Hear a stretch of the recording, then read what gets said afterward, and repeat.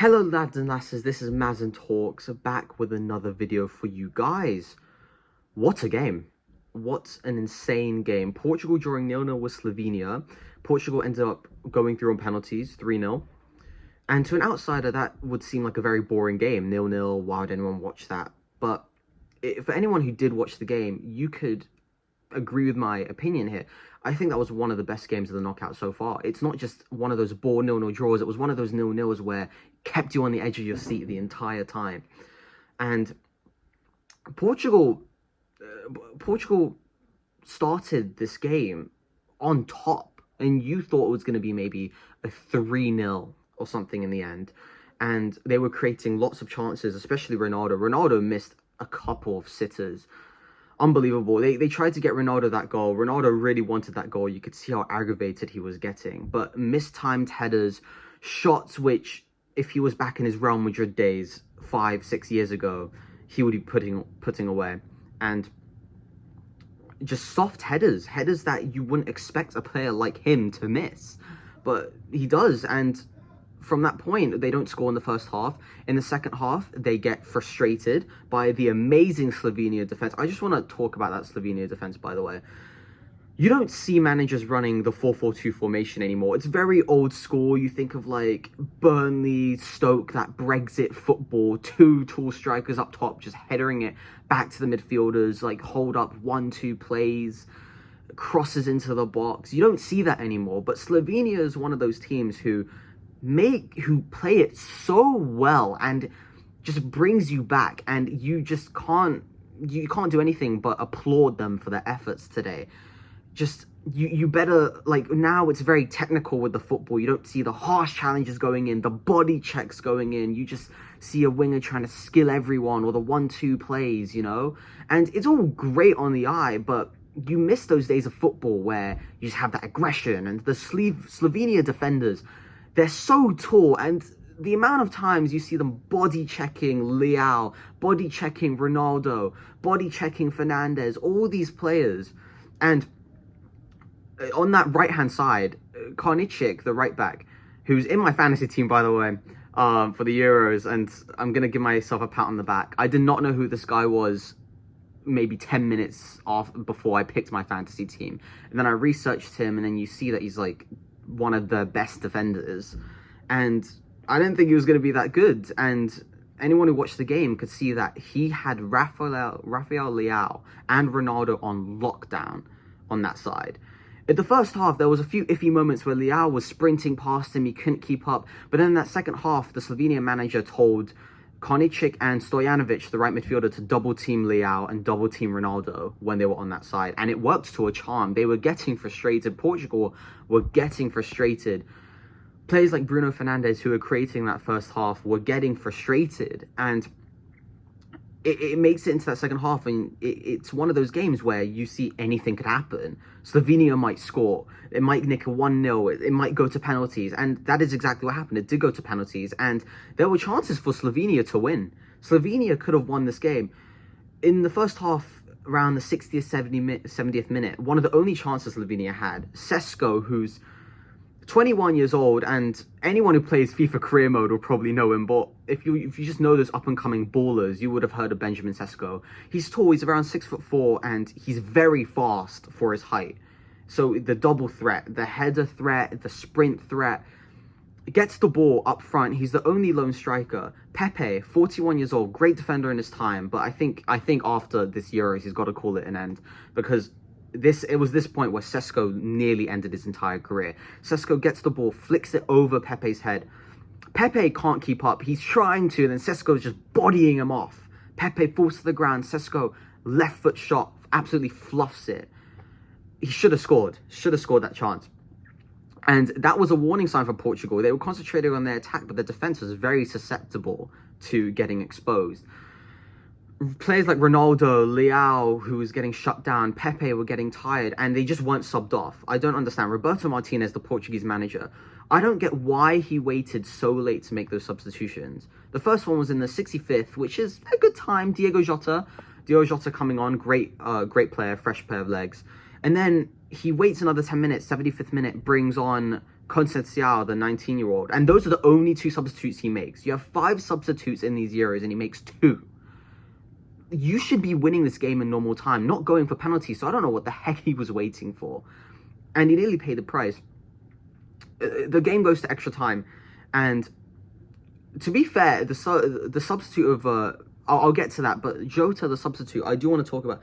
Great player. I do not understand why he's not starting, but takes the initiative, gets the ball in midfield, takes it by himself through the center of that Slovenia defense, who was playing magnificently, by the way, through the center, just carves through it, wins a penalty, and you could argue that penalty was very soft. Jota gets clipped, but not enough for a penalty, I don't think, but also not enough to overturn it. VAR looks for clear and obvious errors, and it wasn't a clear and obvious error, you know? So, rightfully given in the end by VAR. Ronaldo, man. It was one of those situations where extra time, 105th minute, and you would ask for Ronaldo to step up and take that penalty. But it was one of those games that was just weird, you know? Like, Slovenia were playing so well. The goalkeeper, Jan Oblak, one of the best goalies in the world, playing amazing. And then Ronaldo steps up, and I have that feeling he's going to miss. And then he ends up missing. Well, I won't say missing. Well, he does miss the penalty, but it was a magnificent save from Oblak. I don't think that he did much wrong with the penalty, Ronaldo. Great save by Oblak onto the post. Slovenia celebrates. The whole world is in shock. Like, what? Ronaldo missed a penalty in the 105th minute of extra time. And then, second half extra time, we're going to talk about Pepe. That fight, Pepe versus Sesko, the entire game, it was such a great fight to watch, by the way. Sesko clearly outpaced Pepe, but Pepe somehow just kept up with him just every single time. And that battle there, the aerial battle, the on-the-ground battle. And then Pepe, you can see he's tired by this point. 41 years old, should not be playing 120 minutes of the match. He stays on, and a Slovenia defender's pressing him. He tries to turn back and pass it to his other defender, Ruben Diaz. And then his leg's just gone, you could see. And he just passes it softly to Sesko. And Sesko has the whole pitch ahead of him. Breaks through, and you expect him, this time he's going to score. And then DIOGO COSTA, the Portuguese goalkeeper, we'll get to him. Absolute hero, saving Pepe and Ronaldo's blushes. Saves the one-on-one attempt. And Sesko, you can argue it's a fantastic save by DIOGO COSTA, but Sesko's got to be burying that. Open his foot up more to just put it into the bottom left, or chip the goalkeeper. Heck, or even go around him. There's no one around him. Sesko, you've got the pace to go around the goalkeeper. Doesn't. But DIOGO COSTA makes himself big, and the pressure gets to Sesko in the end, and it's still 0-0. Portugal is surviving. And Pepe gets subbed straight after that. A great decision by Martinez. I think one of the only good decisions he actually made all game. Roberto Martinez, the manager. Subbing Pepe off, you could see he's done. And then it goes to penalties. And the first question on everyone's mind is, will Ronaldo miss again? Will Oblak get the best out of Ronaldo? And steps up, takes... Oh, wait, no. Portugal didn't take the first penalty. It was actually Slovenia. Josip Ilicic, who... I felt so bad for him. Anyone who knows the football world will know Josip Ilicic. He was a great striker at Atalanta. He's, you know, one of the best Slovenian players of all time.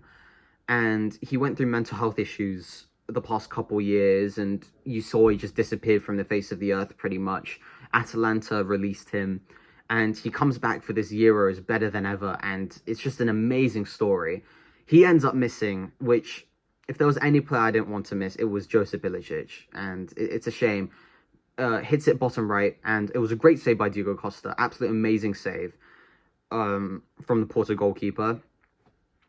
And then Ronaldo takes next, and you expect him to score this time, but everyone is thinking, oh, he might miss. I was thinking, like, if he misses twice, you're never going to hear the end of it. But the fact he stepped up, takes a clinical penalty, bottom left corner, 1-0 Portugal. Oblak dives the right way, by the way, again, but this penalty was just too good. Oblak is not reaching it. 1-0 Portugal. Second Slovenia player, I'm not sure who took the second one, but they pretty much have to score at this point. If you miss this second penalty, then it's curtains. He ends up shooting bottom left. Diogo Costa, the goalkeeper, gets there again. Magnificent save, 2 in a row. And Fernandez steps up, takes the next Portugal penalty. His hop, skip, and a jump falls Black, bottom left corner, 2-0 Portugal. So 2 penalties scored, 2 penalties Slovenia missed. If Slovenia missed this next penalty, that it's pretty much game at this point. There's no recovering.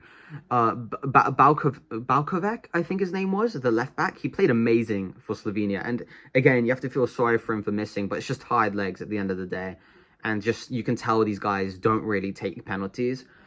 Shoots it bottom left corner, and Diogo Costa gets there for a third time, and he sets the record for the most penalties saved by a goalkeeper in a penalty shootout at the Euros, I think. It's either most penalties saved or most penalties saved in a row. I'm pretty sure it's most penalties saved, because 3 penalties being saved is nuts by one goalkeeper. Slovenia missed all 3 penalties. Last Portuguese player, Bernardo Silva, he's always going to score. Bernardo Silva's an amazing penalty taker. Tucks his penalties away, bottom right corner, sends Black the wrong way, and Portugal make it through by the hair of their skinny teeth. And wow, it's again, I thought Slovenia were probably going to win on penalties, not because they're any good at penalties or anything like that, but because of the way the game went and the way they frustrated Portugal, and the way it's one of those games where their confidence is high, Portugal's confidence is low, but then you can't rule out Portugal. Players like Ronaldo, Fernandez, like established penalty takers. They take them for their clubs. They've taken them for years, and they make it through. And it wasn't the most convincing win for Portugal, but they make it there in the end, and they will be setting up a quarterfinal against France. A French team who has not scored from open play at all this tournament. I do not know how they made it to the quarterfinals. It's the type of game where you'll look at and it's probably going to be a ball draw, because Portugal struggled to score against Slovenia. France struggled to score today against Belgium, ends up scoring a sloppy own goal in the end. And I'm still looking forward to it, because Ronaldo versus Mbappe, idol looking up to, or Mbappe looking up to his idol, I should say. And 2 great teams. And you think, when are Portugal gonna reach that gear, that third gear of not reach that third gear, but reach that point of where they're just gonna push and win this tournament, because they've got the team to do it. And Roberto Martinez, he needs to really sort his stuff out there, because I do not understand how they are scraping through a game like Slovenia. I thought they were going to win this game convincing. France need to sort this stuff out. Players like Mbappe, Dembele need to really sort themselves out and start getting on that score sheet. And then it's either going to be one of those games where both teams are going to find themselves and it's going to be a cracking 2-2, 3-3 draw, or a 5-goal thriller, or it's going to be one of those ball draws and it'll probably go to penalties and be decided like that again. So we'll see. Or, and for the neutrals, we hope it will be the first option of it being a thrilling draw, but we'll see. But Portugal make it through just by the skin of their blushes, and Ronaldo still on that course to win that Euro. And as a Ronaldo fan, I really want him to win it. But we've got one last quarterfinal, no, not quarterfinals, round of 16 tomorrow. I think Romania versus Netherlands and Austria versus Turkey. Those are going to be some amazing games. Romania, shock of the tournament. We'll see how they do. And I'll hit you guys with another video tomorrow. Thank you so much, guys, for watching, and have a great day. Peace.